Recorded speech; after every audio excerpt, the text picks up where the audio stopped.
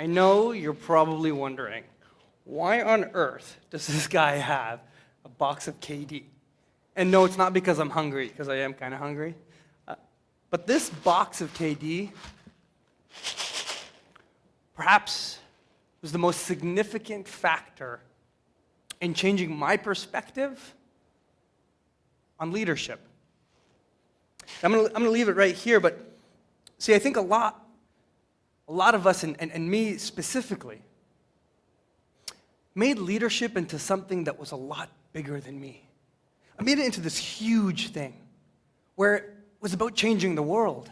It was about transforming lives and solving the world's biggest problems. That's what leadership was about.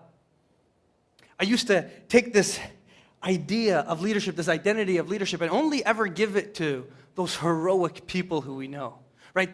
The Nelson Mandelas and the Dr. Kings and the Malalas and the Gretas. That was leadership. I would never take this identity of leadership and give it to someone like myself or one of my friends. No.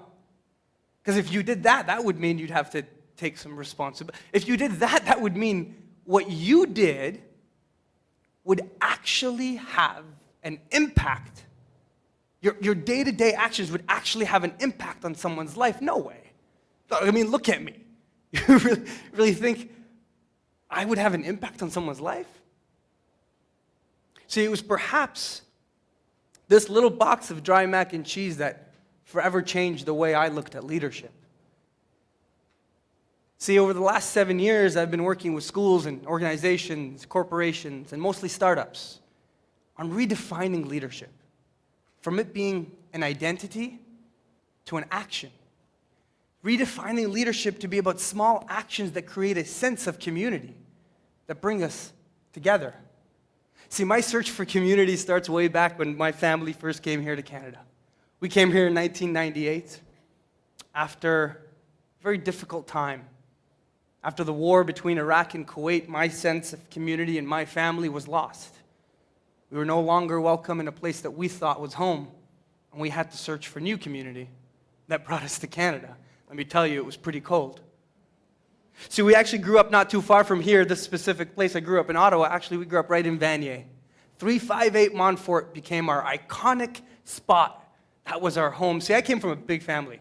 I got 3 sisters and 2 brothers and my 2 amazing parents. That was 8 of us.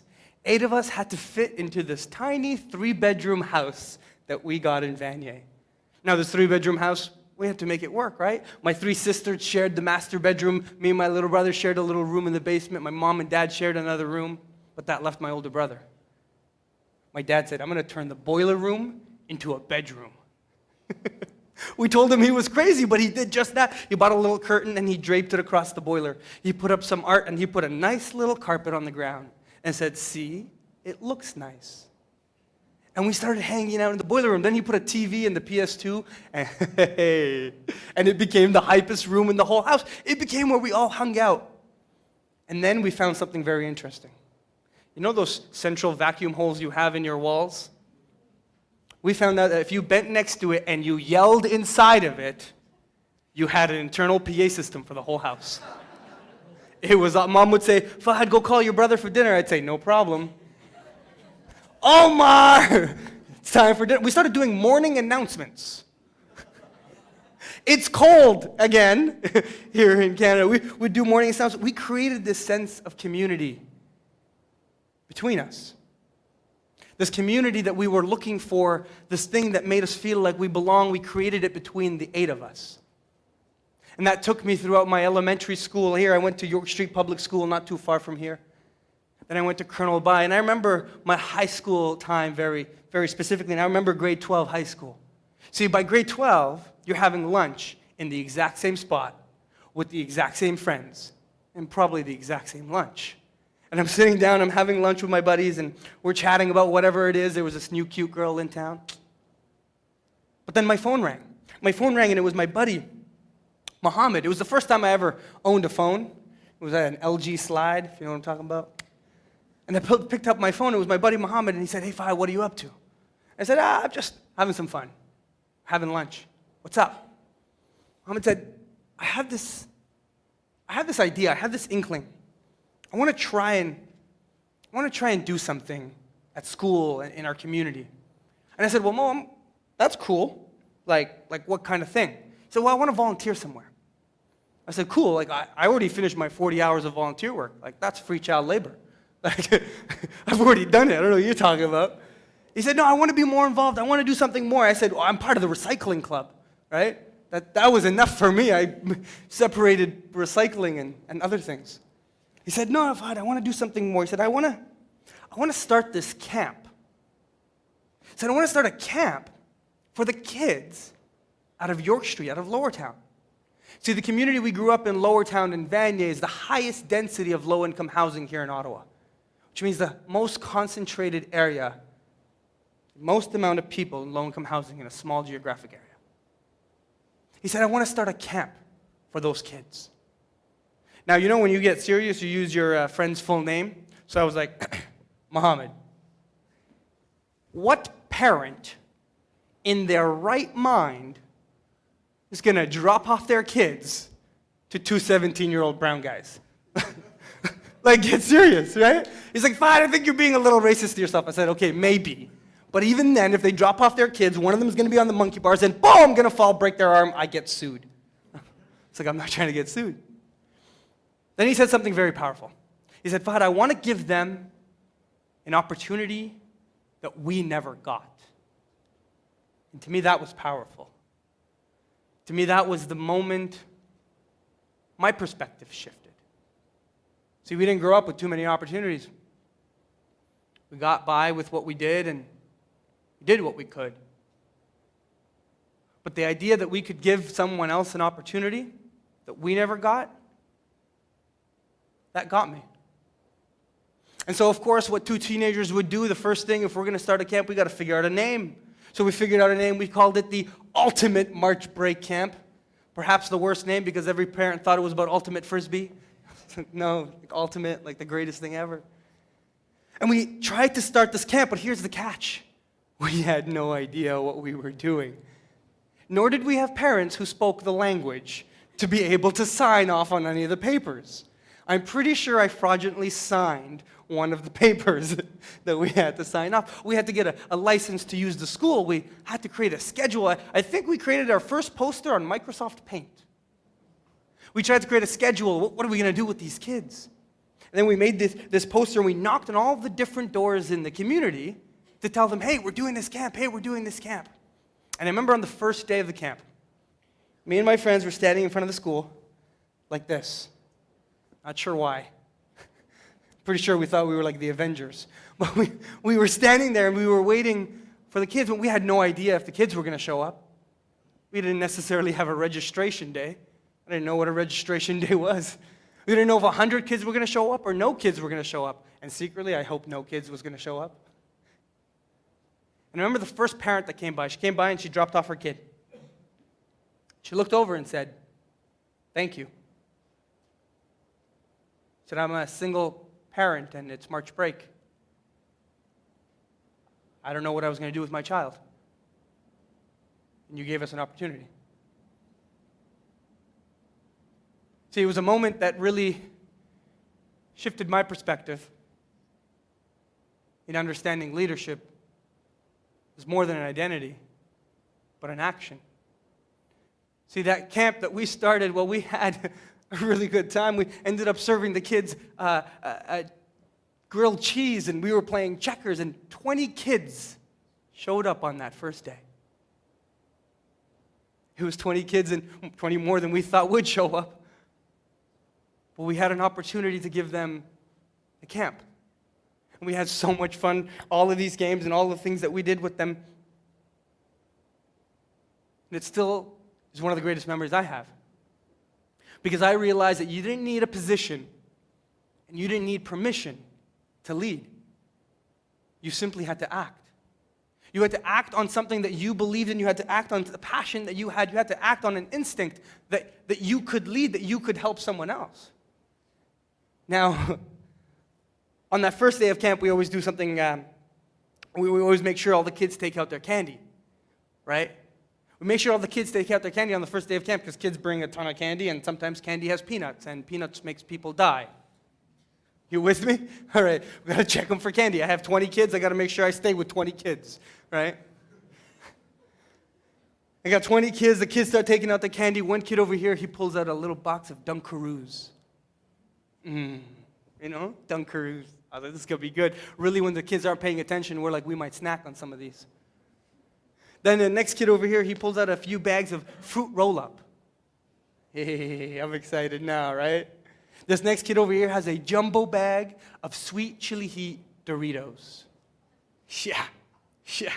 It's going to be good. I'm getting excited, and this next kid standing right next to me pulls out a box of dry mac and cheese. He pulls out his box, and he gives it a shake. And he looks at me dead in the eye with a grin on his face and says, I like dry mac and cheese. And that's it. 17-year-old me is about to burst out laughing. I'm like, I'm trying to hold it in. I'm about to laugh. And so I hold it in, I look over, and I say, sorry, what was that? And he looks at me, shakes the box again, and says, I like dry mac and cheese. And that's it. I can't hold back. I'm about to burst out laughing. And one of my co-counselors sees this happening. He's standing over here, and he sees this happening, and he comes running in, and is like, oh my God. Is that dry mac and cheese? And the kid's eyes glow up. And he says, mm-hmm. And my co-counselor says, well, can I have some? And the kid's eyes go, mm-hmm. And he hands him over the box. He grabs the box, he opens it, he puts his hand in, and he grabs a handful. And he starts just eating it. And I'm watching this happen. I'm like, Are these fools out of their mind? This can't be happening. And then, the kid with the Dunkaroos, the kid with the fruit roll-ups, and the kid with the jumbo bag of sweet chili heat Doritos all turn to this one kid and say, trade ya. And the kids start trading. They open up the box, they take the little bag of cheese, and they start spreading it. And I'm watching this happen, and I'm like, what alternate universe am I living in? I pull my co-counselor aside. I was like, bro, come here. And I pull him aside. I was like, what were you thinking? I'm like, you don't seriously like dry mac and cheese, do you? He says, nah, that was one of the most disgusting things I've ever tried. I said, okay, well, why'd you do it? And he said something very profound to me at the time. He said, Fahd, sometimes we have to make a split-second decision that can change the course of someone's life. And I was a bit of a smart aleck, and I said, yeah, he could have died. Death, life, we're changing course, that's for sure. Now, the kid went on to be one of the coolest kids at camp. He had such a good time, but to this day, I don't remember his name because we called him Mac. For mac and cheese. And we had such a great time. Now, when camp ended, I got an email from his mother. And the email subject line said, what have you done with my child? ? That was the moment I was like, this is the moment I get sued. I was waiting for this moment, right? This is it. And so I read the next line. He says, my child, I believe you've abducted my child and given me another one. I'm like, what do you say to that? Like, no, I didn't. I know you are, but what am I? Like, I don't know what to respond. And then I read the next line. And she says, my child has been to special schools and special programs. Has been seeing psychologists and psychotherapists. He's been on several different types of medication, and we haven't been able to figure out what's wrong with him. He hasn't been able to make friends on his own. But today, he's in the park by himself, making friends.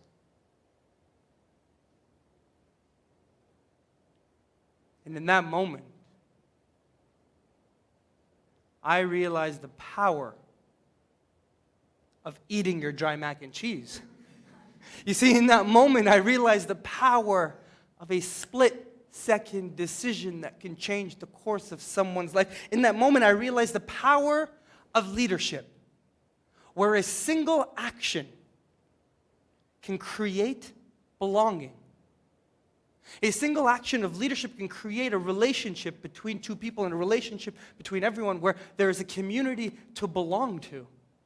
See, if I had laughed in that moment, I don't know if the other kids would have traded. He was the coolest kid at camp, but probably would have been the laughing stock of the entire camp, and his name would probably still have been Mac. See, a lot of us are afraid to accept the power that each and every one of us has. We make leadership into this huge thing that none of us can attain, that only heroic actions of people who transform millions of lives are able to attain. But really, leadership is about small, consistent actions. Over 5 years, we ran this camp while we were students. We grew up in a boiler room in Vanier. But 5 years later, we raised over $40,000 and served over 250 families in that lower town community. We were able to change lives through our small acts of leadership. We were able to create an amazing team of people because leadership came down to small actions that created a sense of community. And I took this on the road and I tried to understand it as we created different teams and we started doing research on it. So I have a team now that does research on leadership. We work with teams across the country on how we can create phenomenal leaders. And we spent the last 7 years doing work and research and understanding and building different teams. And it's interesting what the research says. Because Google has an entire study on it called Project Aristotle that identifies psychological safety as the #1 ingredient in what makes effective teams. Researcher Patrick Leocani says that an absence of vulnerable-based trust is the biggest dysfunction in any effective team. Researcher Daniel Cole says that identifies belonging as the foundation of highly successful groups.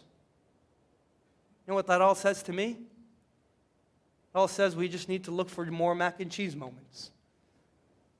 More moments where as leaders, we can create community through small acts of belonging.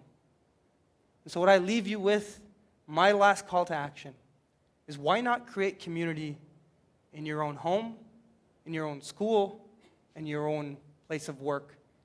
Community that we can all belong to. Thank you.